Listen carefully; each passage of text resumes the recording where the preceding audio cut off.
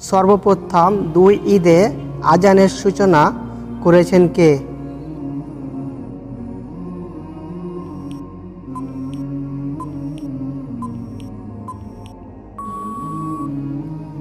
সঠিক উত্তর বানু মারওয়ান, মতান্তরে হযরত মুআবিয়া অথবা জিয়াদ। ফজরের আজানে সর্বপ্রথম আস-সালাতু খায়রুম মিনান নাওম কথাটি সংযোজন করেছিলেন কে?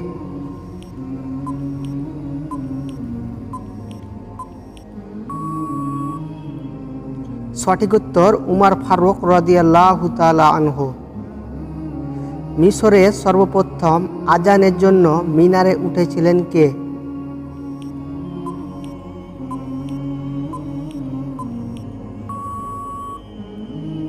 সঠিক উত্তর সুরাহবিল ইবনে আমির আল মুরাদি।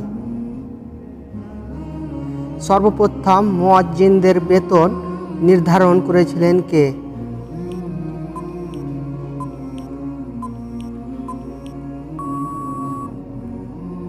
সঠিক উত্তর হযরত ওসমান রাদিয়াল্লাহু তাআলা আনহু।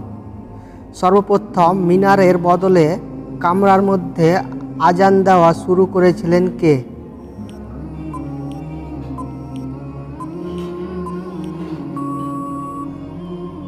সঠিক উত্তর হযরত আফফান ইবনে ওসমান রাদিয়াল্লাহু তাআলা আনহু।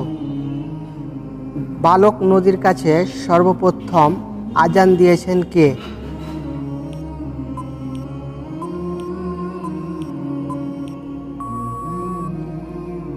সঠিক উত্তর হযরত আবুল আলিয়া রাদিয়াল্লাহু তাআলা আনহু। সর্বপ্রথম বাইতুল মুকাদ্দাসে আজান দিয়েছেন কে?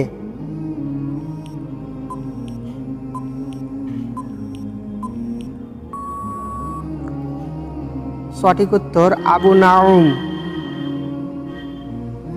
আজানের পর মিনারে দরুদ ও সালাম বলা সর্বপ্রথম শুরু কবে ও কার হুকুমে হয়েছিল?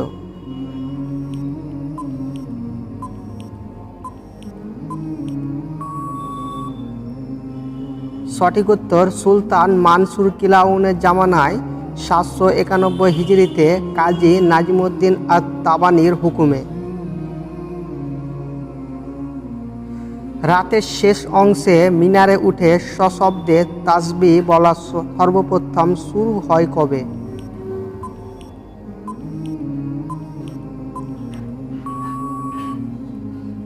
সঠিক উত্তর হযরত মুসা আলাইহিস সালাম এর জামানায়, যখন তিনি তিহ প্রান্তে অবস্থান করেছিলেন।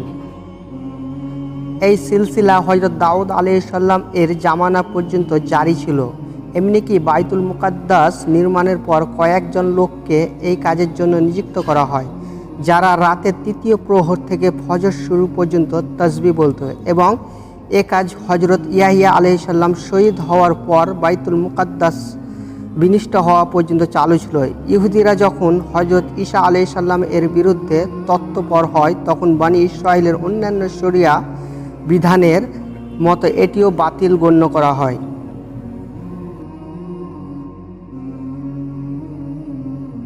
মুহাম্মদ সাল্লাল্লাহু আলাইহি সাল্লাম এর উম্মতের মধ্যে রাতের শেষ অংশে মিনারে উঠে তাসবিহ বলার প্রচলন সর্বপ্রথম শুরু হয় কোথায়?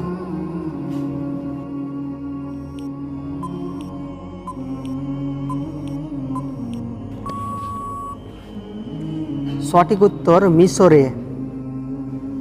এর কারণ সাহাবী মুসাল্লামা ইবনে মুকাল্লাদ রাদিয়াল্লাহু তাআলা আনহু মিশরের গভর্নর ওয়ালি থাকাকালে সেখানকার আমর ইবনুল আস জামি মসজিদে একটি মিনার নির্মাণ করান। তারপর তিনি ওই মসজিদে ইতিকাফ করেন। ইতিকাফের সময় তিনি মসজিদের জোরালো ঘণ্টাধ্বনি শুনে মুয়াজ্জিনদের নেতা সুরাহবিলকে এই ব্যাপারে আপত্তি জানান। সুরাহবিল বলেন, আমি আজানকে মধ্যরাত্রি থেকে ফজর নিকট পর্যন্ত প্রলম্বিত করে দেব। আপনি ওদেরকে মানা করে দেন যেন ওরা আজানের সময় ঘণ্টা না বাজায়। কাজেই তিনি এমন করেন। এরপর যখন মিশরে আদ ইবনে তুলনের জামানা আসে, তিনি একদল লোককে তাসবিহ সুবহানাল্লাহ, তাহমিদ আলহামদুলিল্লাহ, তাকবীর আল্লাহু আকবার, প্রভৃতি বলার জন্য নিযুক্ত করেন, যাতে তারা একের পর অন্য এ কাজ করতে থাকে। এসব লোকেরা এই সময়ে কখনো কখনো সুফি তথ্যমূলক কবিতাও আবৃত্তি করত এবং তাদের জন্য মোটা অংশের বেতনও নির্ধারণ করা হয়েছিল।